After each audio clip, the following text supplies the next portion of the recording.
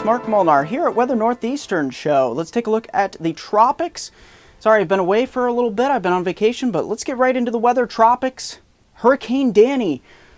Hurricane hunters have discovered that it's basically a borderline major hurricane at this point, continuing off towards the west-northwest, towards the Lesser Antilles, Puerto Rico, eventually the Dominican Republic, Haiti, the island of Hispaniola, off towards Cuba and the southern Bahamas. You'll notice it continues towards the west-northwest, but as it weakens, it'll start to bend a little bit more towards the west, because it'll be a weaker system by this point due to all this vertical wind shear here in the Caribbean. It'll be a bit more hostile environment, plus it'll be interacting, especially once it reaches the island of Hispaniola here, the mountainous terrain. And if the center passes right over Hispaniola, the center of the circulation could get disrupted, hence why I have it kind of down to 40-mile-per-hour winds here by days 5 and 6. So we'll have to watch that here at MeteoMark. I'll continue to watch it.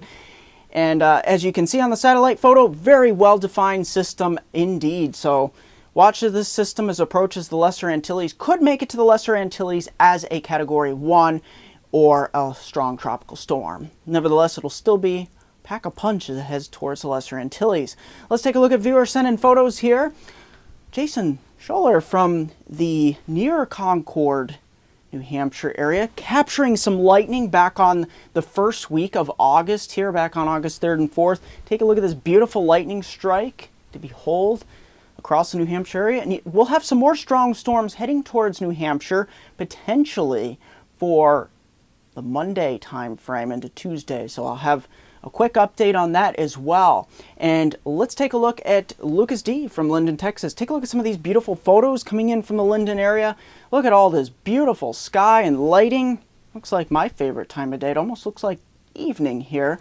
And as you can see, some very interesting lighting and clouds and sky and landscape. And as you can see, he did a time lapse here of the moon. You can see it just edging across the sky. I believe it looks like the moon, or it could be the sun. It's hard to tell, especially with the way the lighting is being refracted here, but you can see it moving across the sky here.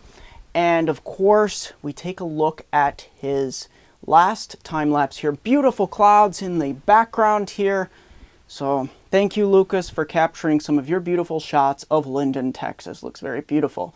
Let's get right into the forecast. We take a look at precipitation amounts across the country. From the southern plains, Gulf Coast, and all the way up the East Coast, we'll have that stalled out frontal boundary, and we'll also have ripples of low pressure riding across the Great Lakes here, hence why we get moisture. Unfortunately, out west, the full effects of El Nino haven't fully been realized just yet. But hang on, fall and winter is coming, and it will be a big change. Let's take a look at those patterns. Of course, ridge out west, trough in the east. This is a bit different from the last 2 weeks here in the Northeast. The heat wave finally breaking, and we'll see some systems moving down across the lakes with some upper level instability, which, as I said, could promote some stronger thunderstorms, especially in New England, southern Ontario, and Quebec here. Let's take a look at your Saturday forecast. Take a look at these surface maps. Heading on into your Saturday, looking very beautiful across the Susquehanna River Valley from Binghamton, Scranton down to Harrisburg. But as you see, temperatures looking very nice as well, holding in the 70s. It's not until you get further east here towards New England, you get that frontal boundary along the coast stalled out for the most part, and that will keep showers and thunderstorms in the forecast heading on into your Sunday here. That system actually retrogrades a little bit further westward here as that trough really starts to go up the east coast of Newfoundland and up towards Nova Scotia. That'll kind of block some of these systems from heading too far east. And then the Susquehanna River Valley of New York and Pennsylvania will stay mostly clear. We even get some showers and thunderstorms here developing towards London, Ontario, down towards Cleveland. But it's here on Monday. Take a look at this.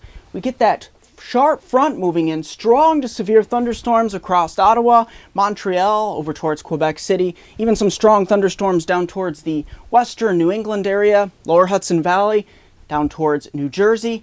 And take a look at this, strong thunderstorms across western New York and northeast Ohio as well. Main threat with these storms will be damaging wind, large hail.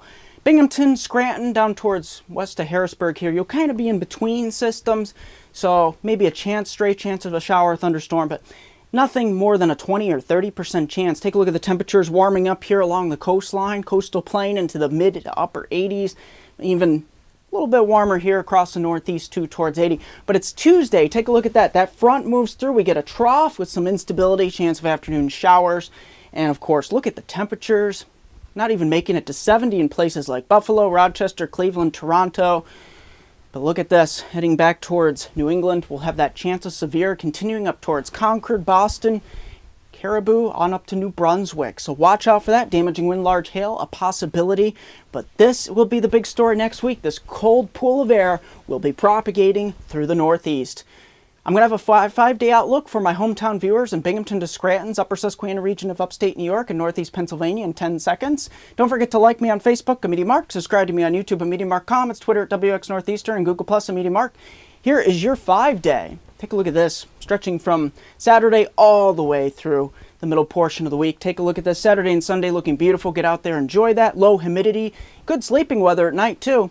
It's not till Monday you have a stray chance of a shower or thunderstorm. Maybe better chances towards Monday night as the cold front moves through. Look at this, Tuesday and Wednesday. We start to really drop those temperatures, maybe not making it out of the upper 60s towards later Tuesday into Wednesday. That'll do it for this edition of Weather Northeastern.